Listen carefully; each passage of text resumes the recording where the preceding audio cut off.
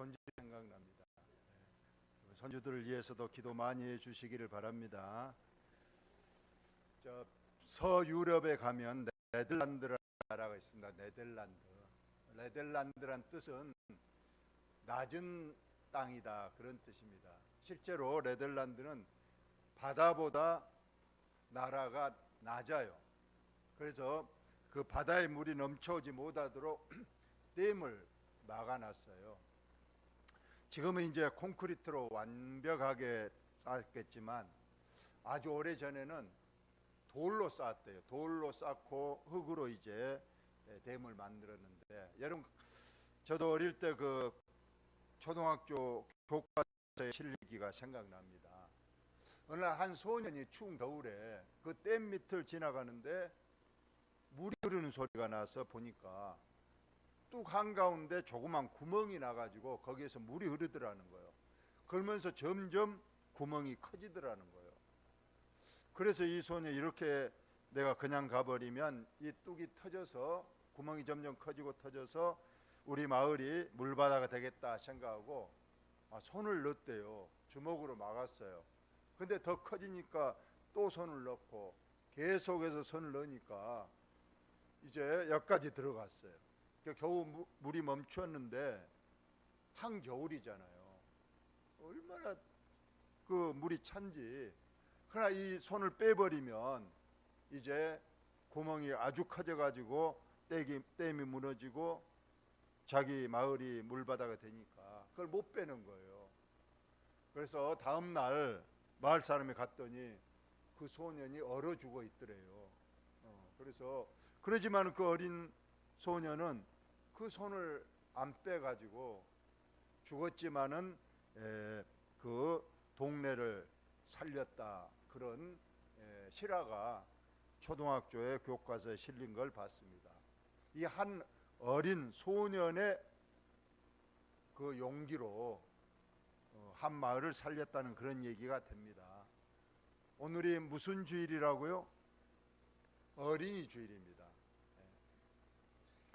그래서 오늘 또 오전에는 어린 소녀, 여자의 어린 소녀의 이야기, 믿음의 얘기를 제가 했잖아요. 나아반의 그 문둥병 환자인 나아만을 살리고 또 저 아람 나라를 복음화시키고 그런 얘기를 했습니다. 오늘 오후에는 이번에는 소년입니다. 남자 어린아이의 또 믿음 이야기를 제가 하겠습니다.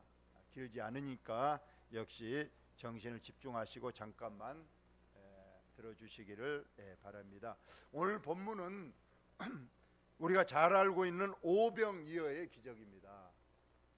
수많은 군중들이 모여 있을 때 예수님께서 보리떡 5개, 우리나라 말하면 개떡 5개하고 물고기 2마리, 반찬으로 가져온 작은 조기 새끼 혹은 고등어 2마리, 그것으로 거기에 모인 모든 사람들이 배가 터지도록 먹고 남는 것도 12바구니에 거두는 그런 기적적인 얘기인데, 이 기적의 원천이 어디냐? 하나님의 물론 예수님의 전능하심으로 이야기가 이루어졌겠지만 그 이면에 한 작은 소년, 어린 소년의 역시 용기와 희생이 있었다는 것을 오늘 우리가 배우고 한번 본문을 들어가 보도록 하겠습니다. 예수님께 어느 날 많은 사람들이 몰려들었습니다. 왜냐하면 크게 2가지입니다.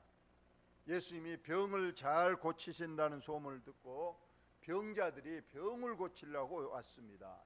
2번째로는 예수님의 설교가 너무 은혜로웠어요.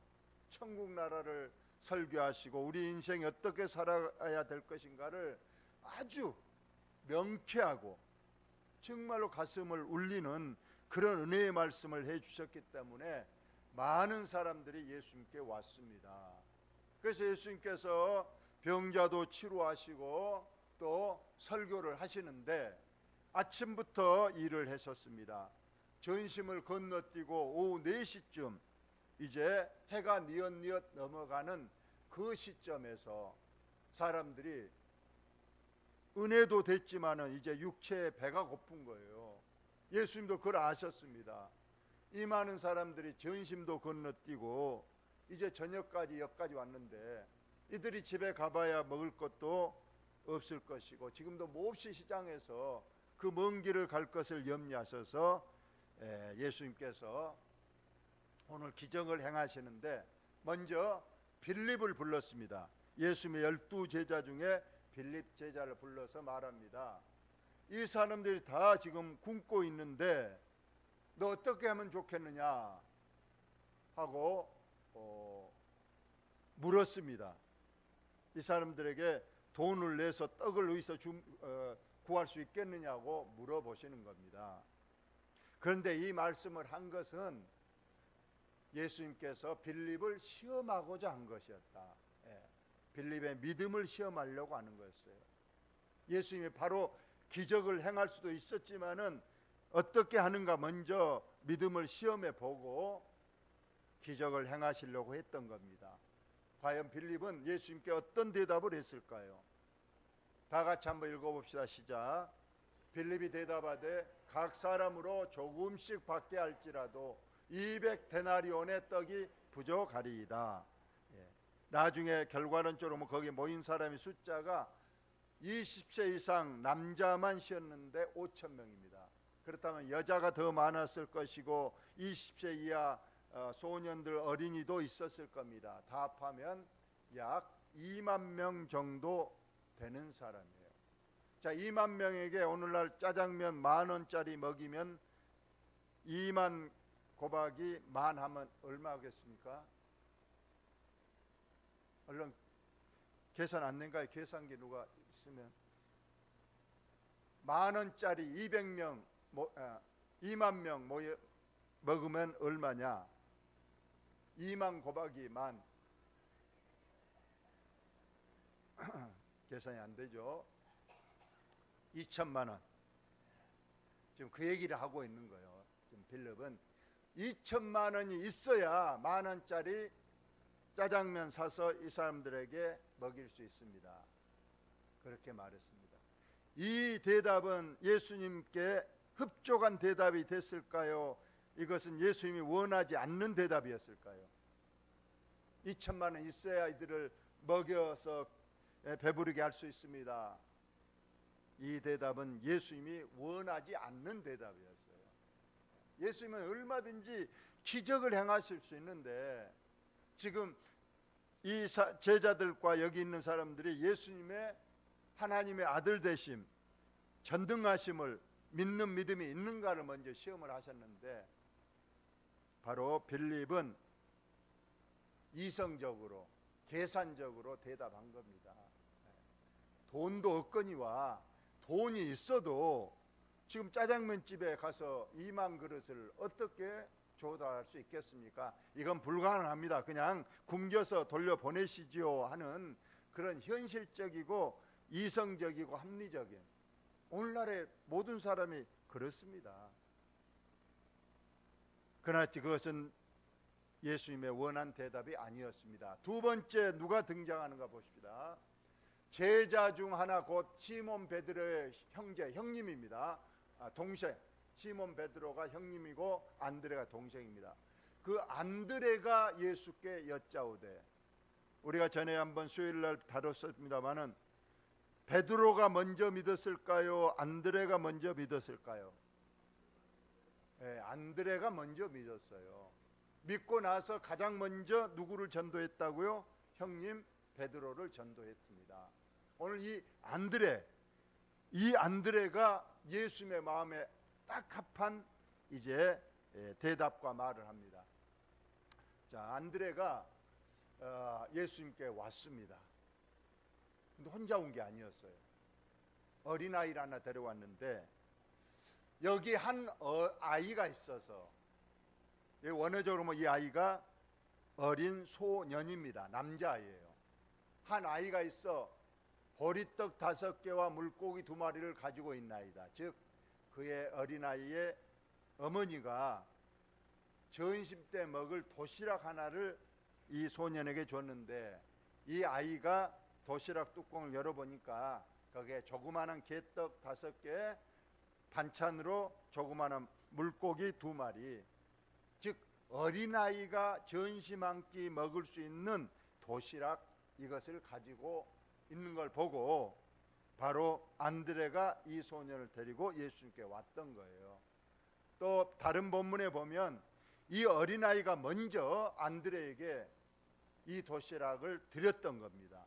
그래서 안드레가 이제 어린아이를 데리고 예수님께 와서 하는 말이, 여기 이렇게 보리떡 5개, 물고기 2마리가 있습니다. 그러나 이것이 이 많은 사람에게 얼마나 되겠사옵나이까.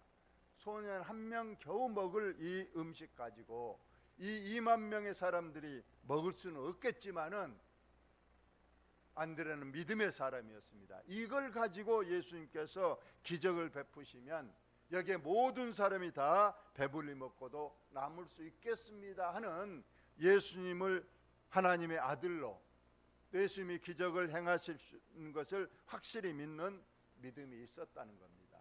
자, 그러자 예수님께서는 흡족하게, 빌립에게는 기대에 못 미치는 그런 얼굴이었지만 안드레에게는 흡족한 얼굴로 말했습니다. 여기 있는 사람들 다 무리지 않게 하라. 50명씩 20명씩 서로 둘러 앉아 있게 하라고 말씀하셨어요. 그래서 그날 아까 만들어 5,000명이란 건 20세 이상 남자만 신 게 5,000명입니다. 그래서 거기 약 2만 명의 사람들이 무리지어서 친한 사람끼리도 앉고 가족끼리도 앉고 해서 두리두리 넓게 다 앉았습니다. 그러면서 이제 예수께서는 그 어린아이의 도시락, 물고기 2마리, 보리떡 5개를 하늘 높이 올리시고 기도하셨습니다. 하나님 감사합니다. 이 어린아이의 이 도시락을 그래도 주신 것을 감사합니다. 그러면서 이 도시락 가지고 제자들에게, 여기에 모인 사람들에게 나눠주라고 하는 거예요. 제자들은 깜짝 놀랐을 거예요. 이거 몇 개 안 돼서 한 사람 줘불면 없어질 것인데 이걸 누구에게 나눠주란 소린가. 그러나 벌써 안드레는 믿음이 있었기 때문에 아마 안드레가 먼저 나눠줬을 거예요. 맨 앞에 앉은 사람에게 자 받으시라고 떡하고 고기를 나눠주는 거예요. 그런데 거기서 기적이 일어난 겁니다. 계속 나눠줘도 그 도시락의 보리떡과 물고기는 계속 공급되어서 거기 있는 사람들에게 다 나눠주고, 또 먹고 부족하다고 그래서 또 더 나눠주고, 그래서 그들이 다 배불리 먹었다는 소리입니다. 그리고 예수님께서는 당부하셨어요. 절대 음식을 버리지 말라. 그리고 남은 것은 걷어서 따로 보관하라고 하신 겁니다.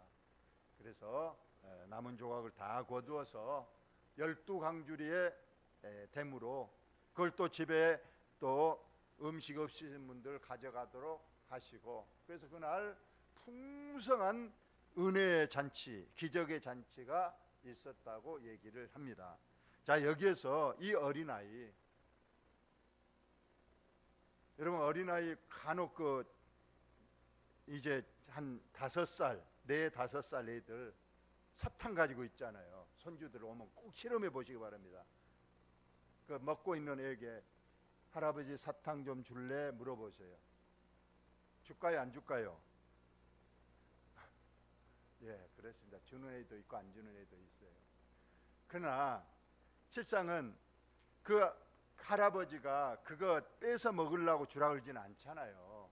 그 어린아이가 주는가 그것 보려고, 만약 주면 그냥 너무 좋아서 아이고 우리 손지 우리 할아버지 이렇게 좋아한다 그러고 아마 그 사탕 그거 한 1-2천 원 하더라도 5만 원짜리 하나는 쑥 줄 거예요.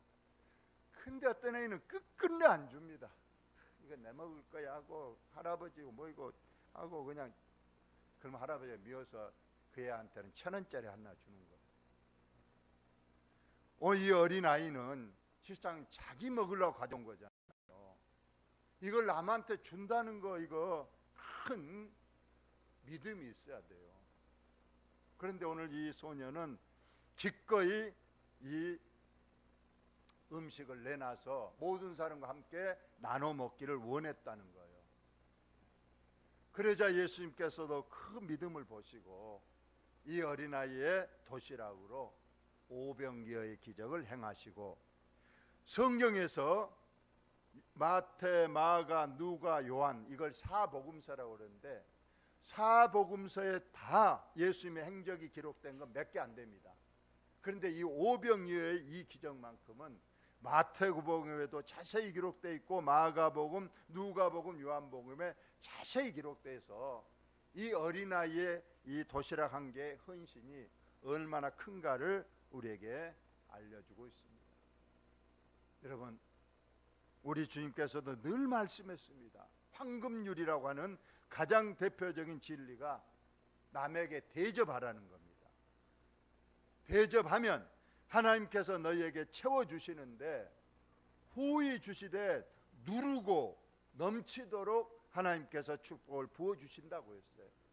여러분, 자기 손에 꽉 쥐고 있는 것만이 능사가 아니에요. 성경은 늘 말합니다. 모으려고 하는 자보다 주는 자가 더 복되고 주는 자에게는 하나님께서 넘치도록 축복하신다는 것이 진리의 가장 큰 황금 계명인 것을 여러분이 꼭 믿으시고, 오늘 이 소년이 자기의 도시락을 내놔서 2만 명이 배불리 먹고 집에까지 싸가지고 가는 그런 넘치는 축복을 받는 것처럼 저와 여러분도 절대, 그래서 저는 늘 장례식장에를 많이 갑니다만 장례식장 가서 늘 하는 사람의 그 사람 평가가 다른 거 하지 않고 첫째가 뭐냐, 저 사람이 인색했느냐, 그래도 남에게 많이 베풀었느냐, 그걸 가장 먼저 그 사람이 죽은 후에 평가한다는 겁니다.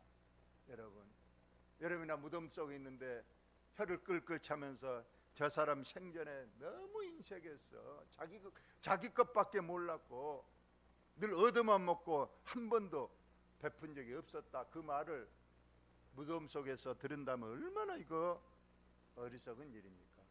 그래도 저 사람이 가난하고 어려웠지만은 그저 남하고 같이 뭘 나눠 먹으려고 했고 뭐 콩 하나라도 서로 대접하려고 원하던 그런 사람이었다, 그러면 하늘나라에서도 상이 크다는 걸 여러분이 꼭 믿으시고, 남은 생에 너무 인색하게 질려만 하지 마시고 이제는 손을 펴서 좀 나누시고 또 베푸시고, 그래서 성경에 대접한 자가 더 복되고 대접한 자에게 하나님이 축복하신다는 이 진리가 여러분 아니면 우리 자녀 손들에게 꼭 실천되고 그렇게 베풀어지시기를